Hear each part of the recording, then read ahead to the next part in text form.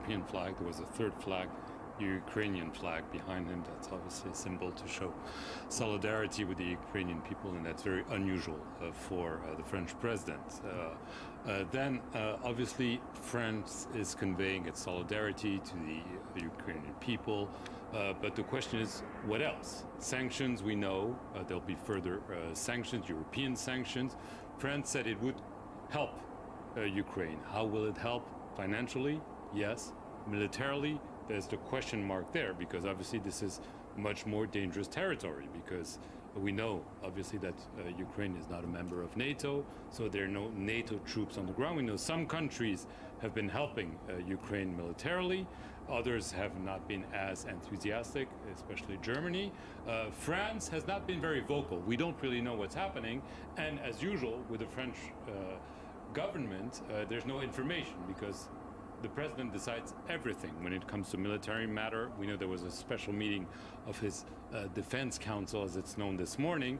What was decided, we don't really know. Because there is a worst-case scenario, of course, which for the French, which is you have Ukrainian forces chased by Russian troops across the border into Poland. And then, if somehow Poland or one of the other neighboring states, Poland, which is an EU member, which is a NATO member, then what does France do?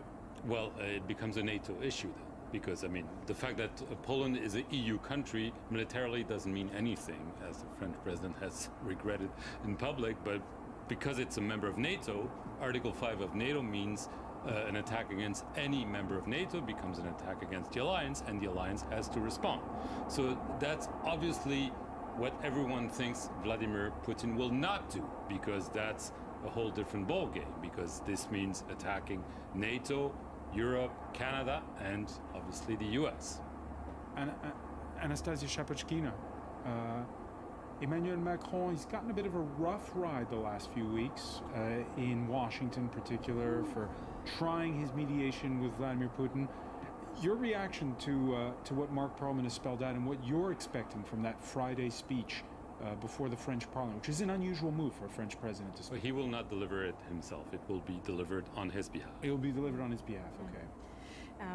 I do agree that, of course, the presentation, so to say, the French is always very good at, right? The presentation has been very well set up. So there is a third flag. Congratulations. So far, it stops there. France, Ukraine, and any post-Soviet country has never been among the key interests of the French foreign policy. France has found itself within the Normandy format. And I know everybody here feels the same way. So I bless you guys.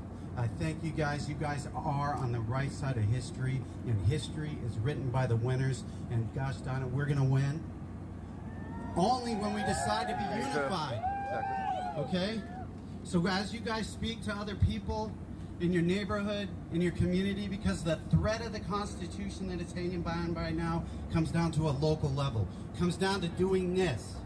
Okay? The federal government isn't going to save us. It comes down to all you guys unifying, talking to your neighbors in love and in courage. Amen.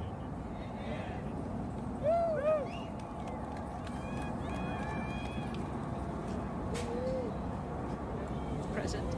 Now, some of them are also have important government shareholding, like Total, for example, and none of the projects, including big oil and gas exploration projects in which Total is involved in Russia, are decided without the French government.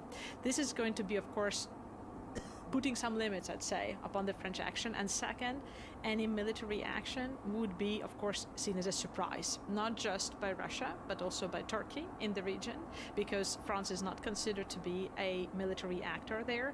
And if it takes a serious position, it means a change to its foreign policy, which it would have to then support with military, maybe with man, and over the long term. Just very briefly, Mark Perelman, I have to ask you a domestic politics question, because we have an election coming up at the beginning of April, and the incumbent is due to announce his candidacy. Is Ukraine going to be, is it a factor yet right now? It is already a factor. He was supposed to throw his hat into the ring this week. He had to postpone it. He said, I have two issues I have to deal with. COVID seems to improve. geopolitical situation is not improving, and so he was very involved, too involved, some would say, in shuttle diplomacy to try to avoid what's happening in the last 24 hours. But there is a deadline, which is March 4th, where this is the deadline where candidates have to declare their candidacy before the Constitutional Council. So it's 10 days away, so it already has had an impact. Obviously, he can clearly say that he's been involved in foreign policy, but eventually he'll have to forget that and speak about housing, health, education, immigration, etc. And Mark Perlman, our politics editor, as you've been pointing out, there is that bread and butter issue of inflation, and on a day when we've seen a barrel of oil go above $100 on the markets here in Europe, and edging closer to $100 a barrel over in New York. Let's get a reaction from Salman Al-Ansari, founder and president of the Washington, D.C. based Saudi American Public Relations Affairs Committee. Thanks for speaking with us here on France 24. Merci beaucoup, François. Salman, the audience, not some politician, not some person that wants to be right here and now. I'm telling you, hold their feet to the fire. Once you hold their feet to the fire, we'll get what we need back. Because I tell you what, they didn't create this, you guys did. So that's all I gotta say, thank you. So I'd like to introduce the board. So I'm the board president, Jeff Levy. Tasha Webb, come on up.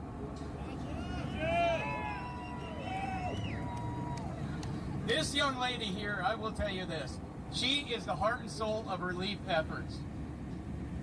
There is nobody in this world that can do anything better with raising relief funds and doing disaster relief and helping the people out than Tasha Webb. All right, guys. Thanks for watching. Jeff, I wasn't supposed to talk today. I hide. So I just want to thank everybody, I guess, for coming up here today. It's been a long couple of years since we were here. It's been 2 years actually, and we wanted to be here during that 2 years. Where's and we everybody didn't from come the back chat? because we wanted to keep you guys safe. It wasn't a good atmosphere the last 2 years, so we got on the computer, and one of our other board members, she's out here somewhere, Jen Hamaker, there she is. She learned how to read the bills better than we did, and she taught us about OLAS, and then we got on the computer and we showed all you guys, hey, this is how we testify online. We don't have to go up there. We want to. We should be welcome up there, but our focus for the last 2 years wasn't being silent or never silent. Provocations from both sides. And also constant provocations from both sides.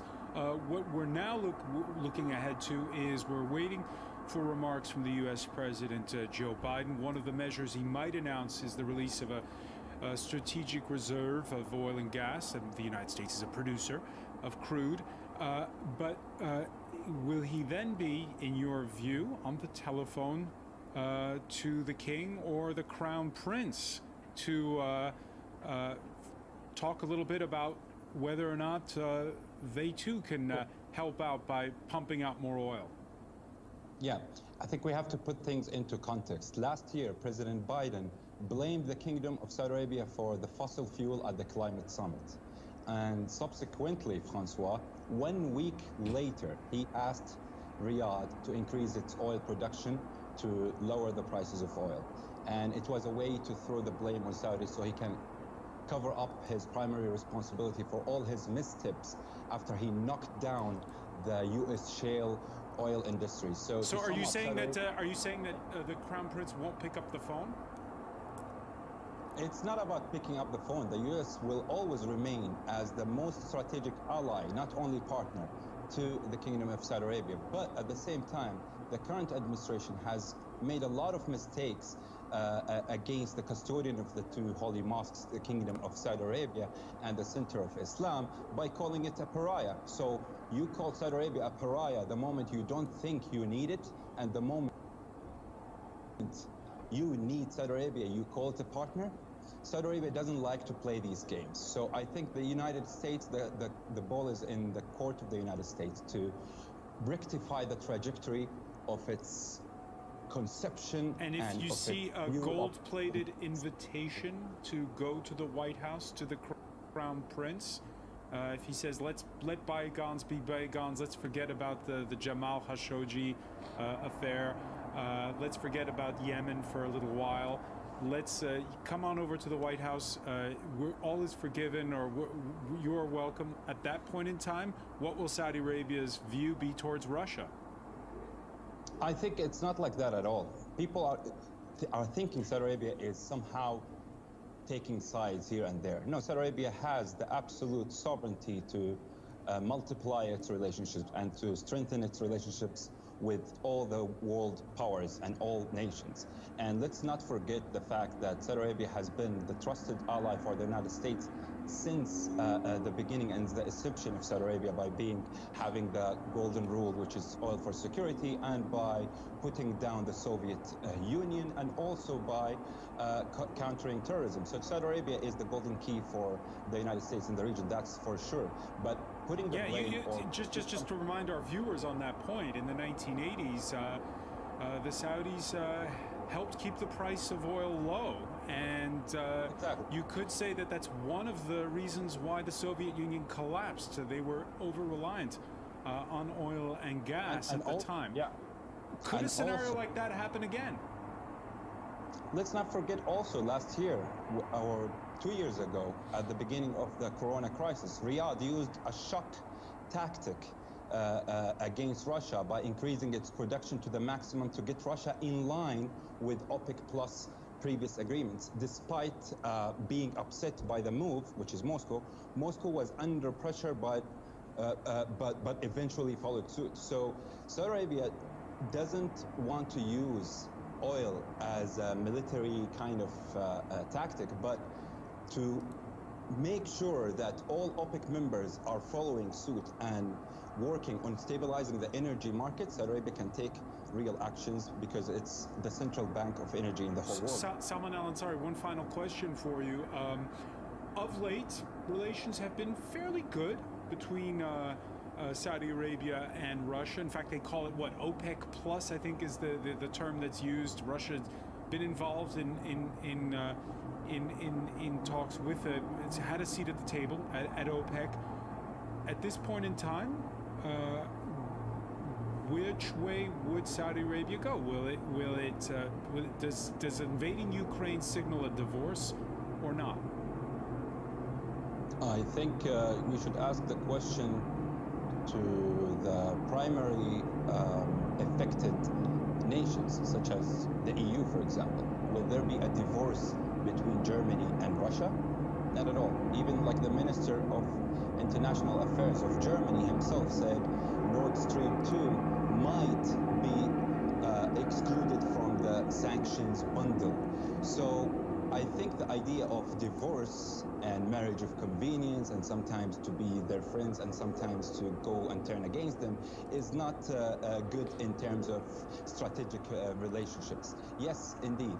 And Saudi Arabia has been traditionally having this firm position of being consistent and being a voice of reason, which is conducive towards calm, avoiding escalation, and resolving disputes through diplomacy and protecting citizens. But Saudi Arabia does not like to have fiery speeches on public, but rather to have discussions and dialogues with their partners in closed rooms. That's the traditional Saudi stance. Salman Al-Ansari of the Saudi American Public Relations Affairs Committee, thank you so much for speaking with us from Riyadh. Thank you, sir. Anna Shapachkina, your thoughts, because we're getting a lot of frenzied activity at the White House. We're getting ready to watch. We can perhaps show that they're setting up for Joe Biden to speak in a few minutes' time. We're getting bits and bobs about specific entities and people being sanctioned. Canada's just announced sanctions against 58 entities and individuals. When it comes to sanctions, can you do surgical strikes? I think that's really way too late for surgical strikes. They have proven entirely ineffective since 2014. Sanctions that the US has announced so far until today just make you laugh because they include things like export banning from LNR and DNR into the US, which I wonder what are those experts, and then sanctions against Vladimir Putin personally. I think he can restrain himself from traveling to Nice in the next few years after having invaded a country, and I'm just wondering how effective that can actually be. And that just shows that indeed, again, Russian bet that the European Union is going to be divided is working, that people are... It's working? You think it's working? I think it's working because of what we've heard of our Brussels correspondent telling us about German concerns about the possible monetary compensations of their suffering from sanctions. Along with Italy and along with Cyprus, there are other countries as well that are weak links in that chain. Of course. And then Germany is still hesitating about supplying weapons. France not being able to pronounce how it's going to stand on military assistance. The only assistance that Ukraine is now asking for is military assistance, meaning troops and weapons. That is the type of assistance that the Western leaders were able to provide to Germany during the Cold War, and that's the type of assistance that restrained the Soviet advance into Germany. And that is the type of assistance we're not seeing here. And also there's a sort of a timing mechanism at work here, or at play, because in the time that we've been sitting here debating the sanctions debate, and the Europeans talking about sanctions and the Americans talking about sanctions, gradual stage sanctions, of first limited sanctions, now that there's a full invasion, a broader package of, more severe, massive sanctions. We've had facts being established on the ground right now in Ukraine, across Ukraine, over the past hour of this discussion here. So in other words, before you could sort of blink... Just remind our viewers about those facts on the ground changing. Invasion by... I use the word invasion objectively. I'm not using that as an editorial statement. The invasion by various land, sea, and air by Russia over the past 18 to 20 hours right now has basically come from all points north, east, and south. I don't say west because that's the border with the eastern flank of NATO countries. But we've seen it coming up, coming down really towards the second biggest city in Ukraine, Kharkiv. We've seen it down in the southeast by Mariupol, but we've also seen it by the key strategic port of port city Odessa.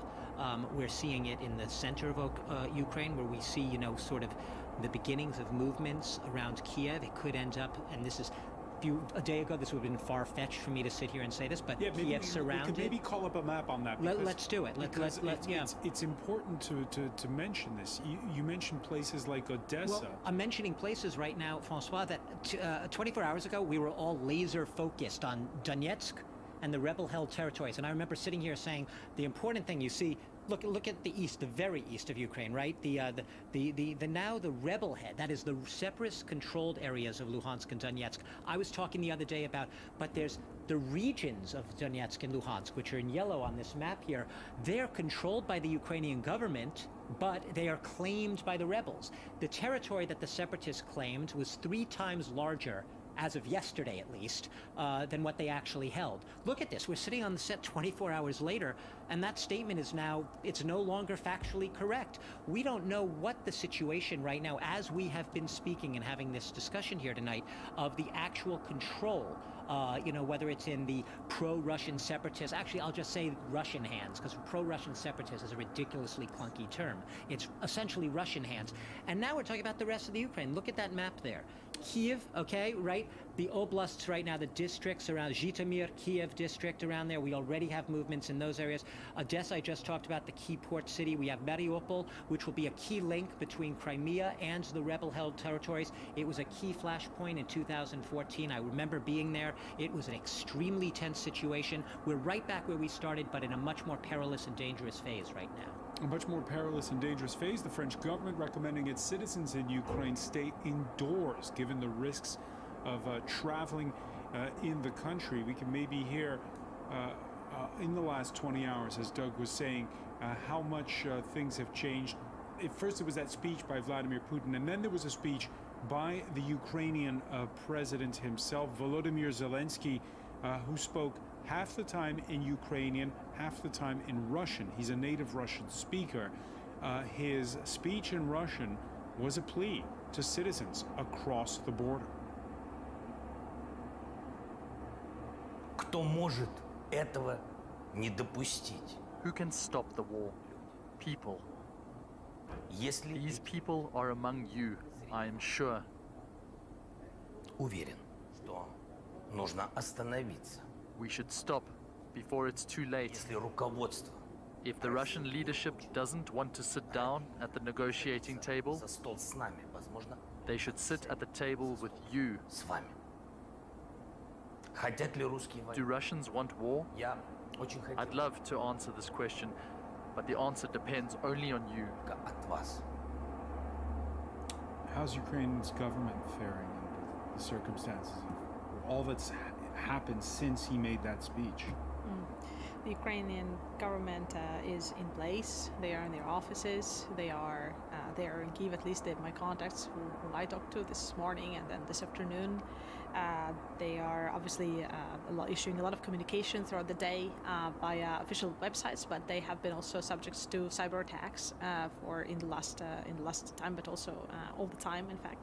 And so some Ukrainian government representatives have switched to Facebook, to their own Facebook accounts, to update on the official government information about the places taken, the airports bombed, the state of the railroad, for example, and then of course counting a lot on the Ukrainian it's called public broadcasting Hromadske, to also communicate a lot of this information from the government. And they are trying to calm the situation down, to call people not to panic, to emphasize that their information is the military targets that are going to be targeted, that if you are sitting in a village or in town, like, sit there, because that's unlikely that's going to be targeted unless there is a military base. Yeah, we saw exceptions like with that housing project near Kharkiv. Of course. What was your reaction when you heard Volodymyr Zelensky issue that plea directly to the Russian people? I wouldn't say just the first thing is that of course there's not exceptions. It's just the Russians are shelling a lot of also villages, and especially Donetsk and Lugansk Oblast. People have been evacuated from there into the rest of Ukraine, and now we see the advancement of troops. Of course, there is a lot of shelling going on everywhere, and we are going to see later basically what's going to happen with the civilian population. How for the Zelenskys turn to the Russian people. My first reaction is there are two reactions. First is, I'm not sure the Russian people are going to watch President Zelensky and his speech, number one. And number two, those Russian people who are agreeing full-heartedly with President Zelensky, they already have... I'm going to interrupt you because U.S. President Joe Biden is set to speak. We're going to cross over to the White House. Good afternoon. The Russian military has begun a brutal assault on the people of Ukraine. Without provocation, without justification, without necessity. This is a premeditated attack. Vladimir Putin has been planning this for months, as we've been saying all along. He moved more than 175,000 troops, military equipment and positions along the Ukrainian border. He moved blood supplies into position and built a field hospital, which tells you all you need to know about his intentions all along.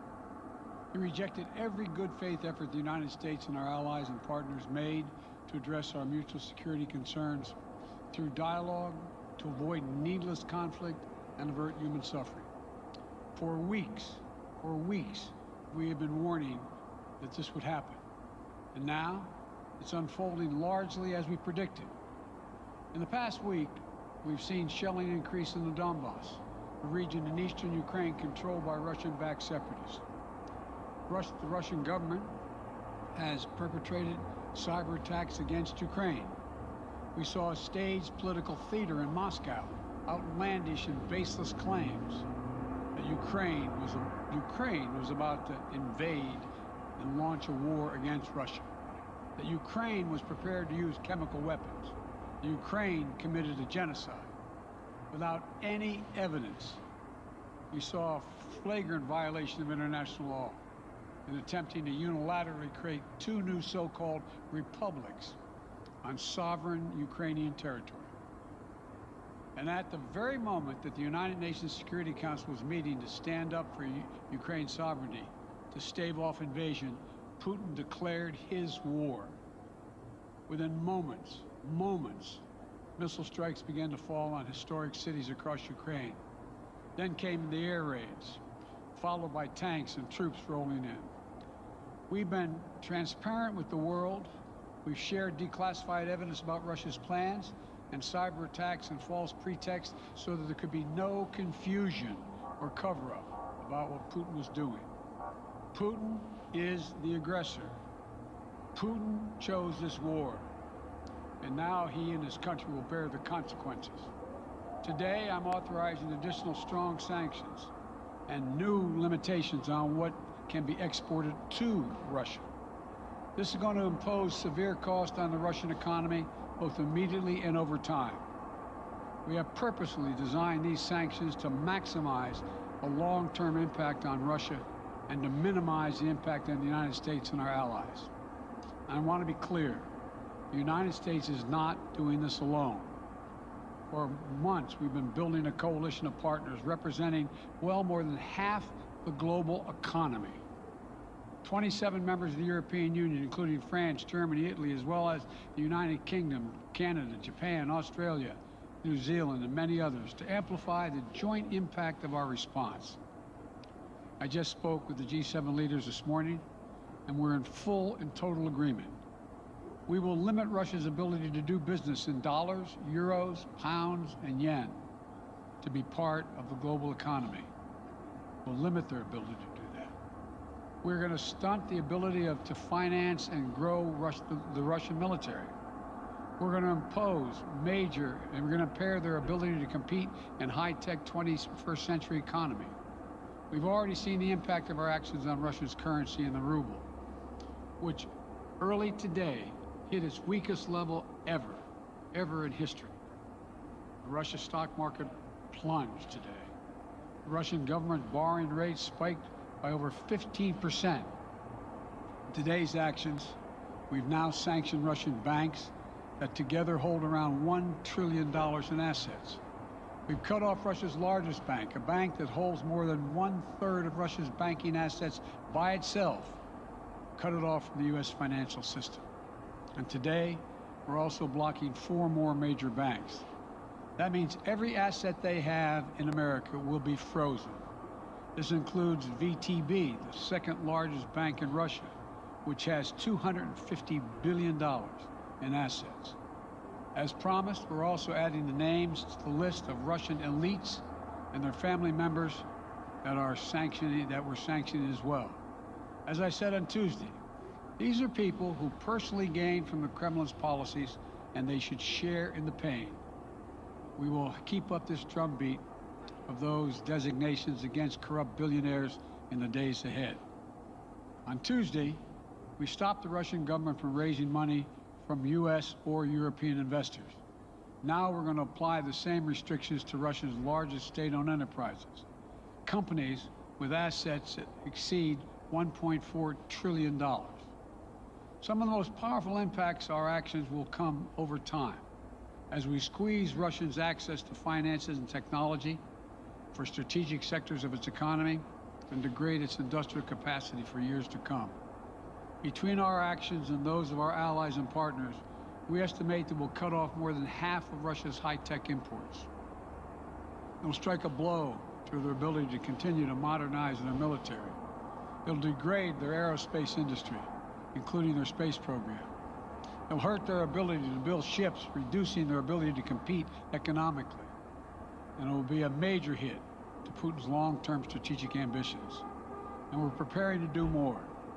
In addition to the economic penalties we're imposing, we're also taking steps to defend our NATO allies, particularly in the East.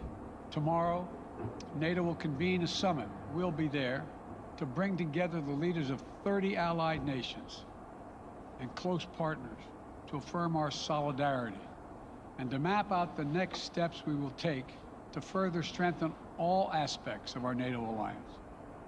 Although we provided over $650 million in defensive assistance to Ukraine just this last year, let me say it again, Our forces are not and will not be engaged in the conflict with Russia in Ukraine. Our forces are not going to Europe to fight in Ukraine, but to defend our NATO allies and reassure those allies in the East. As I made crystal clear, the United States will defend every inch of NATO territory with the full force of American power. And the good news is, NATO is more united and more determined than ever. There is no doubt that the United States and every NATO ally will meet our Article 5 commitments, which says that an attack on one is an attack on all. Over the past few weeks, I ordered thousands of additional forces to Germany and Poland as part of our commitment to NATO. On Tuesday, in response to Russia's aggressive action, including its troop presence in Belarus and the Black Sea, I've authorized the deployment of ground and air forces already stationed in Europe to NATO's eastern flank allies, Estonia, Latvia, Lithuania, Poland, and Romania. Our allies have also been stepping up, adding the other allies, the rest of NATO, adding their own forces and capabilities to ensure collective defense. And today, within hours of Russia's unleashing its assault, NATO came together and authorized and activated an activation of response plans. This will enable NATO's high readiness forces to deploy and when and where they are needed to protect our NATO allies on the eastern boundaries of Europe. And now I'm authorizing additional U.S. force capabilities to deploy to Germany as part of NATO's response, including some of the U.S.-based forces that the Department of Defense placed on standby weeks ago. I've also spoken with Defense Secretary Austin and Chairman of the Joint Chiefs, General Milley, about preparations for additional moves should they become necessary to protect our NATO allies and support the greatest military alliance in the history of the world, NATO. As we respond, my administration is using the tools, every tool at its disposal, to protect American families and businesses from rising prices at the gas pump. You know, we're taking active steps to bring down the cost, and American oil and gas companies should not exploit this moment to hike their prices to raise profits. You know, in our sanctions package, we specifically designed to allow energy payments to continue. We are closely monitoring energy supplies for any disruption. We've been coordinating with major oil producing and consuming countries toward our common interest to secure global energy supplies. We are actively working with countries around the world to elevate collective release from the strategic petroleum reserves of major energy consuming countries. And the United States will release additional barrels of oil as conditions warrant. I know this is hard and that Americans are already hurting. I will do everything in my power to limit the pain the American people are feeling at the gas pump. This is critical to me. But this aggression cannot go unanswered. If it did, the consequences for America would be much worse. America stands up to bullies. We stand up for freedom. This is who we are. Let me also repeat the warning I made last week. If Russia pursues cyber attacks against our companies, our critical infrastructure, we are prepared to respond. For months, we've been working closely with the private sector to harden our cyber defenses, sharpen our ability to respond to Russian cyber attacks as well. I spoke last night to President Zelensky of Ukraine, and I assured him that the United States, together with our allies and partners in Europe, will support the Ukrainian people as they defend their country. We'll provide humanitarian relief to ease their suffering. And in the early days of this conflict, Russia propaganda outlets will keep trying to hide the truth and claim success for its military operation against a made-up threat. But history has shown, time and again, how swift gains in territory eventually give way to grinding occupations, acts of mass civil disobedience, and strategic dead ends. The next few weeks and months will be hard on the people of Ukraine. Putin has unleashed a great pain on them, but the Ukrainian people have known 30 years of independence. They have repeatedly shown that they will not tolerate anyone who tries to take their country backwards. This is a dangerous moment for all of Europe, for the freedom around the world. Putin has committed an assault on the very principles that uphold the global peace. But now, the entire world sees clearly what Putin and his Kremlin allies are really all about. This was never about a genuine security concerns on their part. This is so It bad. was always about naked aggression, about Putin's desire for empire by any means necessary, by bullying Russia's neighbors through coercion and corruption, by changing borders by force, and ultimately by choosing a war without a cause. Putin's actions betray his sinister vision for the future of our world, one where nations take what they want by force. But it is a vision that the United States and freedom-loving nations everywhere will oppose with every tool of our considerable power. The United States and our allies and partners will emerge from this stronger, more united, more determined, and more purposeful. Putin's aggression against Ukraine will end up costing Russia dearly, economically and strategically. We will make sure of that. Putin will be a pariah on the international stage. Any nation that countenances Russia's naked aggression against Ukraine will be stained by association. When the history of this era is written, Putin's choice to make a totally unjustifiable war on Ukraine will have left Russia weaker and the rest of the world stronger. Liberty, democracy, human dignity, these are the forces far more powerful than fear and oppression. They cannot be extinguished by tyrants like Putin and his armies. They cannot be erased by from people's hearts and hopes by any amount of violence and intimidation. They endure. In the contest between democracy and autocracy, between sovereignty and subjugation, make no mistake, freedom will prevail. God bless the people of a free and democratic Ukraine. May God protect our troops. Mr. President. Associated Press, Zeke. Do you have any plans to speak with President Putin at this point? And what interactions have you had with the Russian government? I heard the first part. Do I have any plans to speak with Putin at this point, and what? What communications have you had with the Kremlin as far as military operations in Ukraine and making sure this does not spiral into a larger conflict? Well, it's a large conflict already. The way we're going to ensure it's not going to aspire to a larger conflict is by providing all the forces needed in the Eastern European nations that are members of NATO. NATO is more united than it's ever been, and I have no plans to talk with Putin.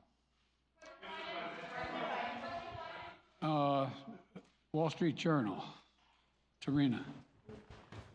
Okay, look. He's Mr. fallen President, asleep, you didn't mention but SWIFT yeah, in your we shouldn't be sanctions talking that you with announced. Putin. Is there We a should reason just be. why the U.S. Isn't doing that? Is there a disagreement among allies regarding SWIFT and whether Russia should be allowed to be a part of it? The sanctions that we've proposed on all their banks are of equal consequence, maybe more consequence than SWIFT, number one. Number two, it is always an option, but right now that's not the position that the rest of Europe wishes to take. Cecilia Vega, ABC. Sir, sanctions clearly have not been enough to deter Vladimir Putin to this point. What is going to stop him?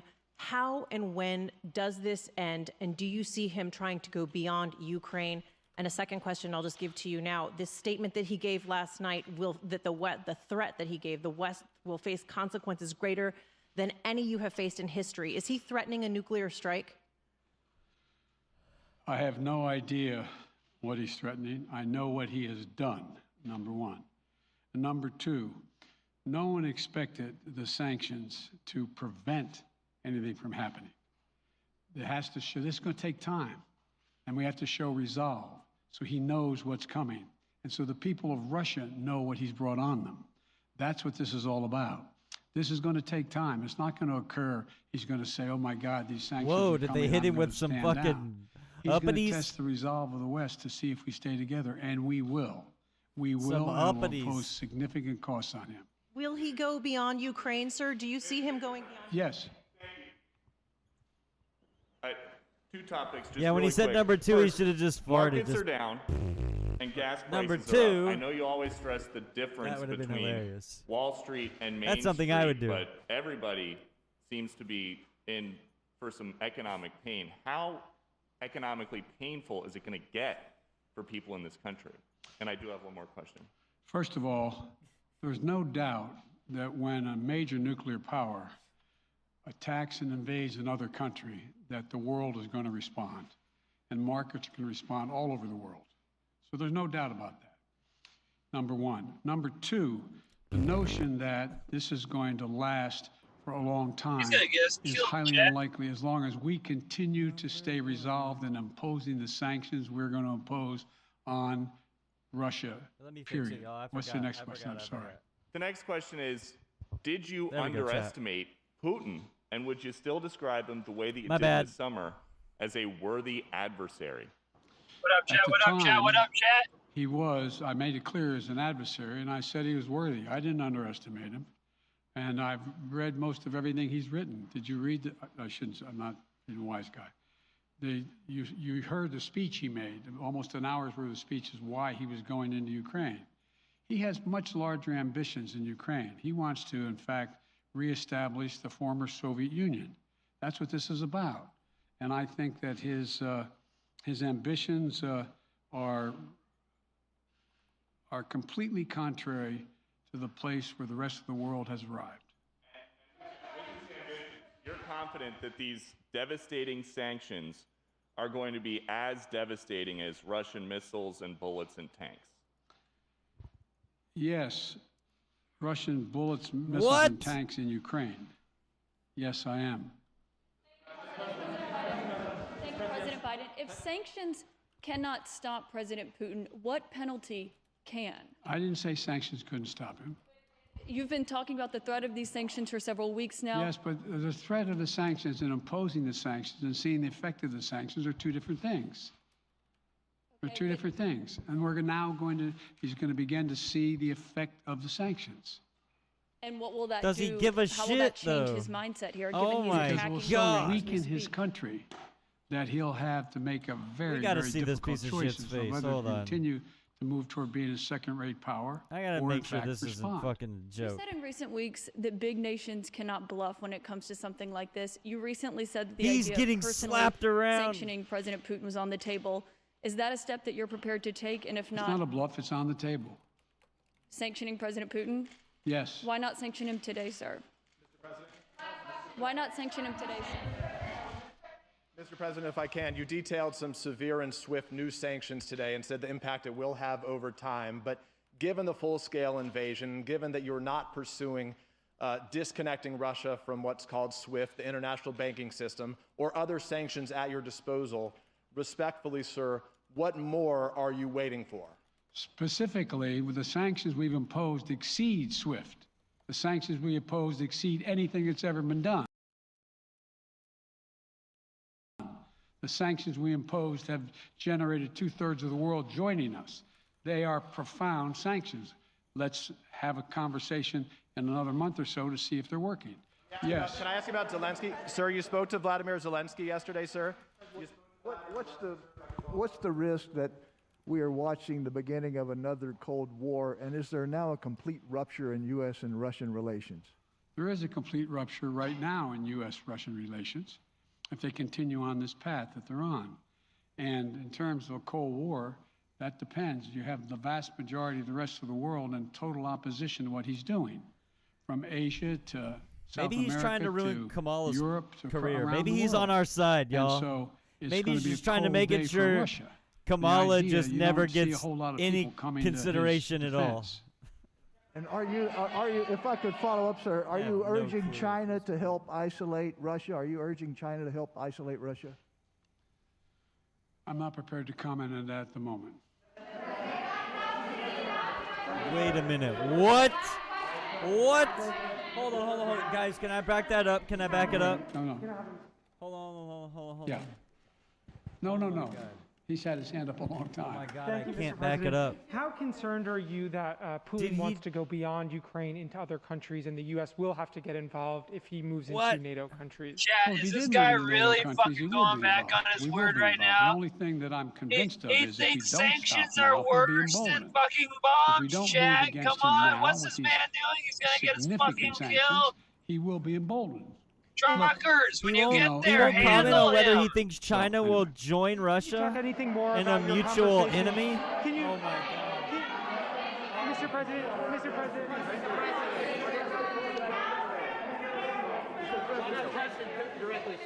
Why not sanction Putin directly today?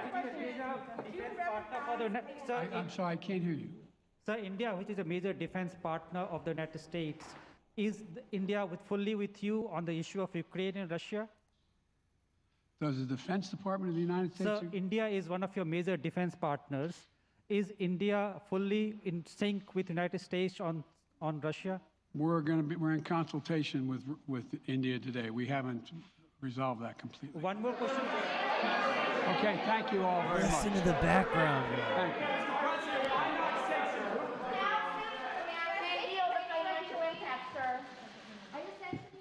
You were listening to the U.S. President speaking at the White House. Joe Biden said the events which have unfolded in Ukraine today have been predicted by U.S. intelligence for weeks now.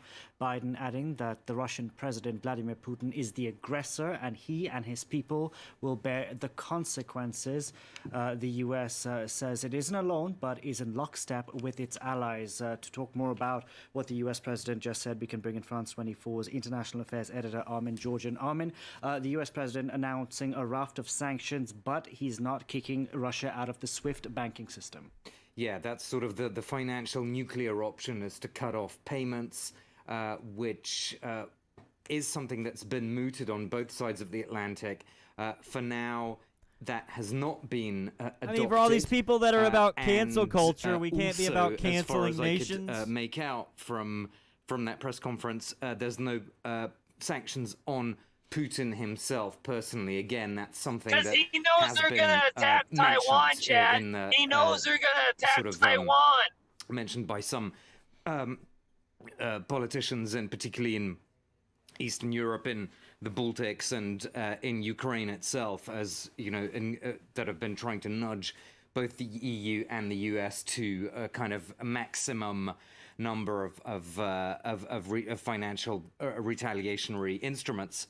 So what we're really looking at, Delano, is sanctions against particular banks and, of course, individuals. This is in line with what the EU European Commission President announced a few hours ago as well.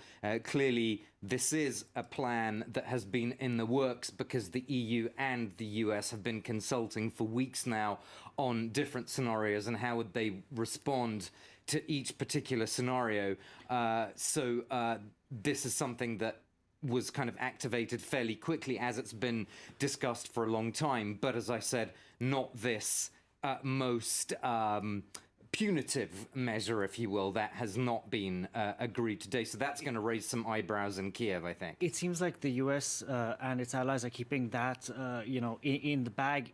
Should Russia go beyond Ukraine, essentially? Well, I'm not He really called sure. They're not everybody on his saying list, Chad. That's Delano, what he did. it's slightly curious. I don't know what, in what circumstances they would use it. Do they even know themselves? The alliance's whole approach in all of this crisis has been, it doesn't make sense to apply all the possible tools in our box now because we have to have certain things ready if Russia does more and more. But Russia has already gone for the absolute maximum military option already.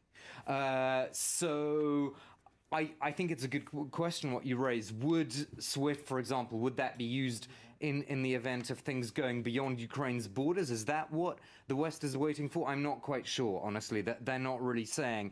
But I'm sure there will be pressure there will be mounting pressure from Kiev and from some of Ukraine's allies in Europe as well to go further This in guy's financial terrible, man. sanctions, including the SWIFT system. I'm sure that pressure will mount. That honestly was probably his worst press conference. I think that was his worst one. Go into Kiev and topple the government And I and think install he's, like, a Moscow-friendly completely forgot what he regime, was which talking is the about general before, right? expectation now of how things are probably going to play out. And the U.S. president says he's authorizing additional U.S. forces to go into Germany.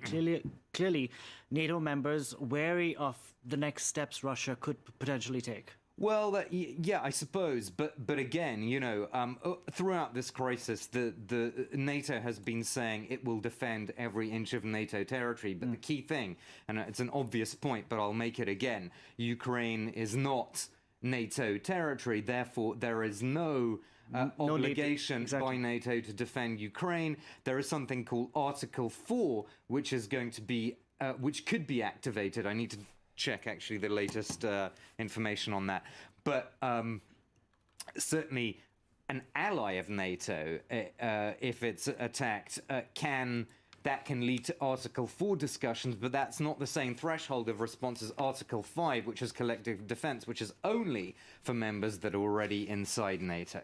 Armin, thank you very much for that, Armin Georgian there. Now, G7 leaders met virtually this Thursday. In a joint statement, the grouping took aim at Russian President Vladimir Putin, saying his actions in Ukraine today have placed him on the wrong side of history. Now, the British Prime Minister has announced Russian banks will be excluded from the financial system, the UK imposing sanctions on over 100 entities and individuals in Russia. Boris Johnson ramping up the pressure on Moscow after President Vladimir Putin launched an invasion of Ukraine. London says it's also looking to imminently ban Russian flag carrier Aeroflot from landing in the United Kingdom. We will continue on a remorseless mission to squeeze Russia from the global economy piece by piece, day by day, and week by week. And we will, of course, use Britain's position in every international forum to condemn the onslaught against Ukraine, and we will counter the Kremlin's blizzard of lies and disinformation by telling the truth about Putin's war of choice and his war of aggression. We will resist any creeping temptation to accept what Putin is doing today as a fait accompli. Boris Johnson speaking there now. EU leaders are meeting in Brussels this evening. 27 member states trying to show a united front in the face of a Russian invasion of Ukraine.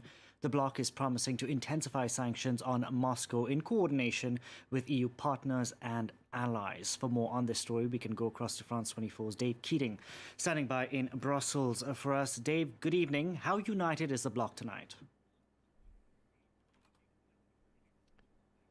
Well, as leaders came in, they were sounding a very united front. They did adopt the first round of sanctions very fast. The sanctions do have to be adopted by unanimity, so even one country can veto. What sure is that we're going to get to.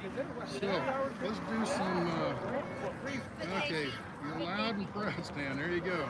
I see you, hearing you great. Okay, we know that we're good there. Anybody want to make comments?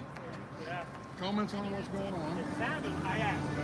And if you're watching, thumbs up. Everybody, The two big questions were whether the EU would agree to suspend Russian companies' access to the SWIFT bank transfer system and whether they would sanction Vladimir Putin himself. Well, if the US hasn't done it, it's very unlikely that the EU would agree to do that tonight. But the big question is, what are they waiting for? When Belgian Prime Minister Alexander De Croo arrived at the summit just now, he told reporters that he wants to see the full basket of sanctions because he said this is it. This is the worst it can get.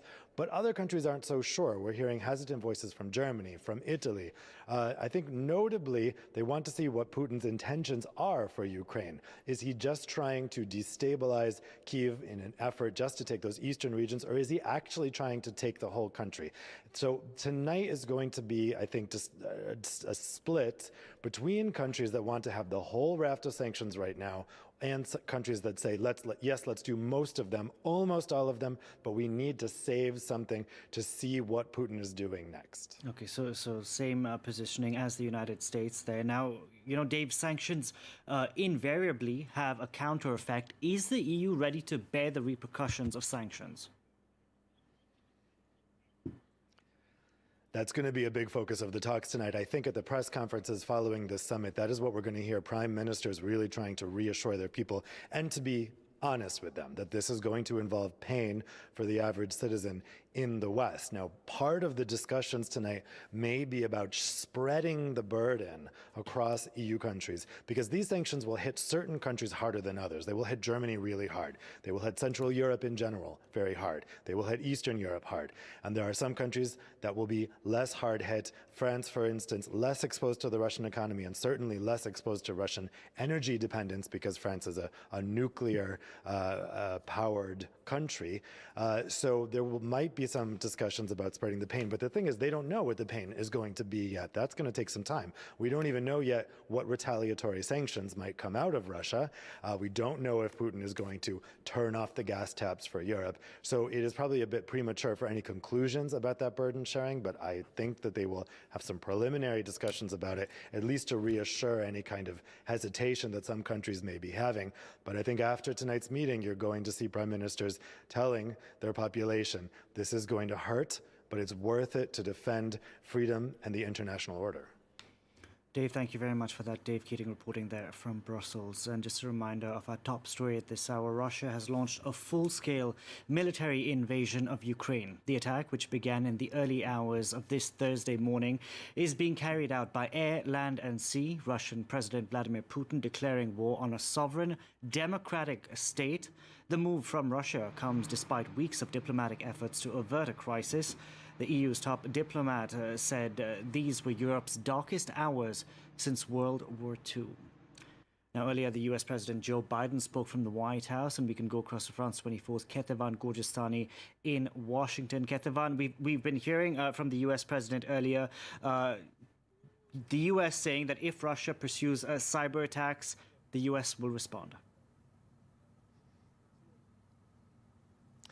Yes, the tone of the U.S. president was very threatening towards Russia, very harsh words from Joe Biden. He announced a new wave of sanctions, more banks to be blocked, more Russian elites to be sanctioned, more financial institutions to be sanctioned, also announcing something that was on the table but that was not included in the first round of sanctions, which is to have some export controls on what goes into Russia. But the big element that was not in this package of sanction is removing Russia from the banking system, SWIFT.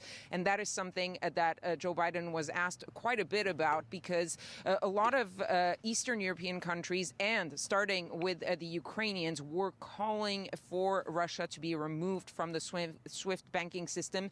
This did not happen. It seems that there was no agreement among allies to go after that position for Russia as part of the SWIFT banking system. That could have been a huge blow to the Russian economy, but the allies simply didn't go for it. Joe Biden did say that it was still on the table, but it was not right now, that it was not going to be used right now. He, when he was asked about why, he said that the sanctions that he announced today and that allies have announced today exceed what could have come from banning Russia from the SWIFT banking system. So he had a good response, but this is not going to be really well received by the Ukrainian government.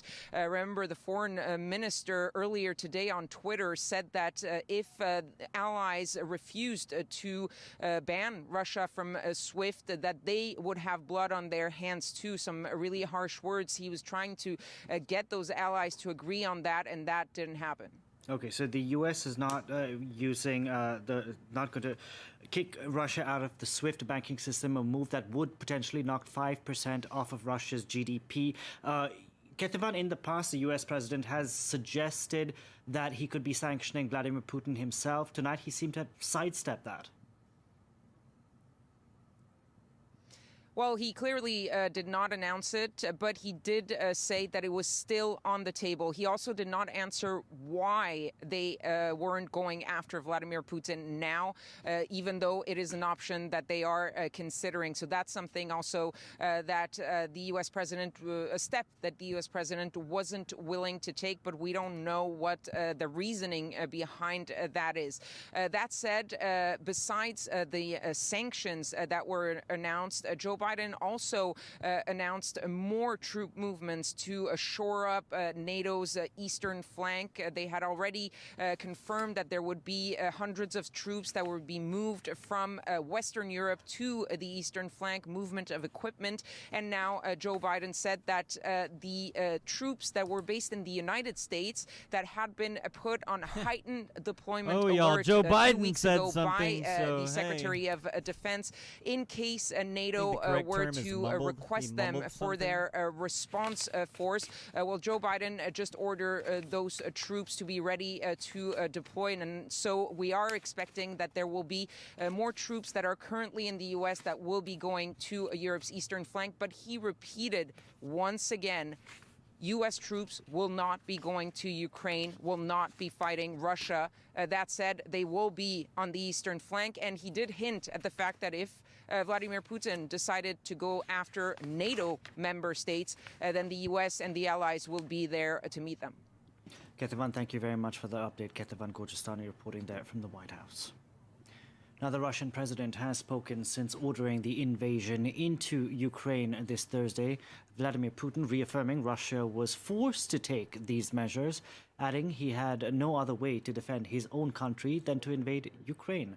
Emerald Maxwell now reports on Putin's declaration from this morning, where he said he wanted to prevent a genocide and denazify Ukraine. It was 6 a.m. in Moscow when Vladimir Putin took to the Russian airwaves with a menacing really tone. like that?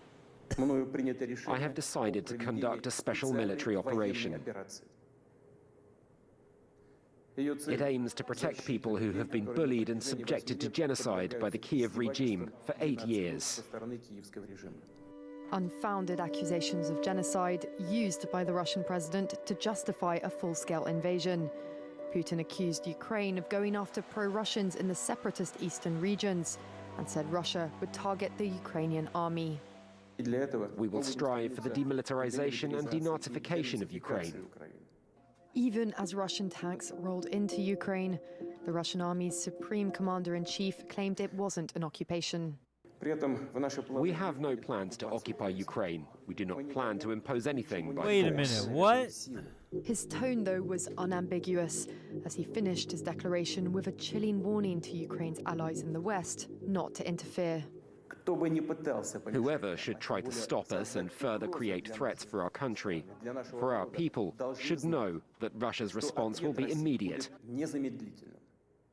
and lead you to such consequences that you have never faced in your history. Some experts say it was a barely veiled threat, that Russia is prepared to use its nuclear weapons. Now, authorities in Russia have detained at least 1,400 people today. This in response to anti-war protests which have broken out across numerous cities. People taking to the streets despite knowing they will wind up in police custody. Russians have also been taking to social media to share a black square to denounce Putin's actions in Ukraine. For more on this story, we can go across to France 24's Nick Holsworth, standing by in Moscow for us. Nick, tell us about these protests that are breaking out.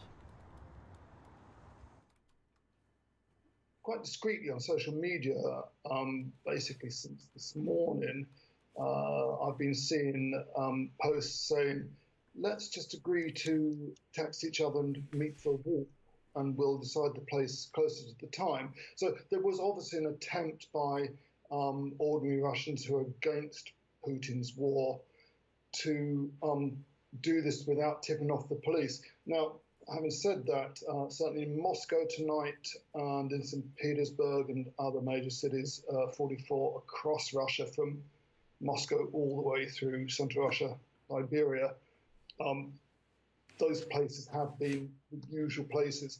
I was talking with an acquaintance early this evening.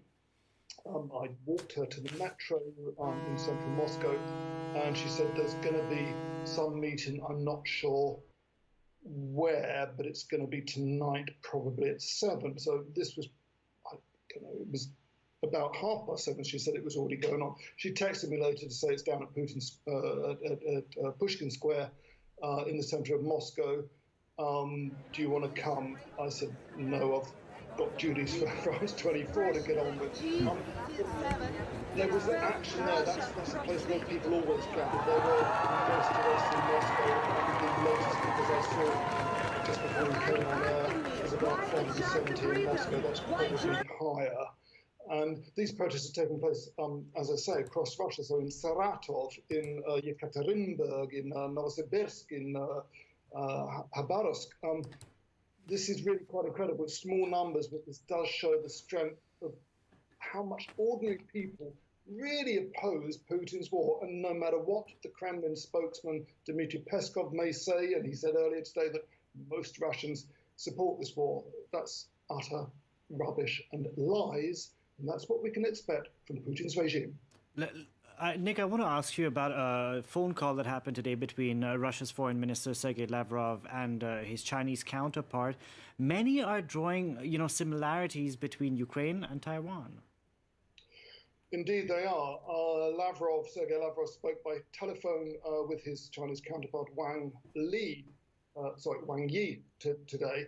And basically, the Chinese are saying that they agree with the cause of current crisis, saying that it's all down to Kiev for failing to implement the terms of the Minsk agreement, which is basically a failure to talk to the leaders of the Donetsk People's Republic, so-called, and the so-called Luhansk People's Republic.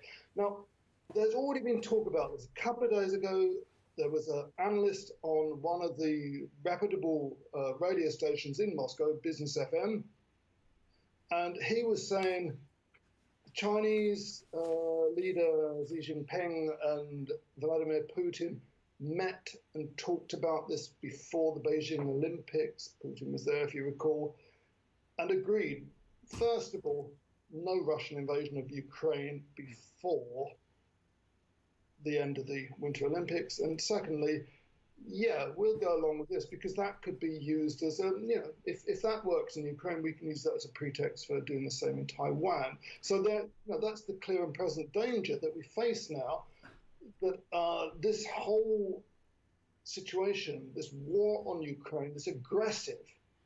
Nick, last night I was interviewing a guest here on France 24 at this hour, essentially, and she told me that there are fears that Vladimir Putin will take all of Ukraine and potentially move on to Moldova. What are Russians saying about that?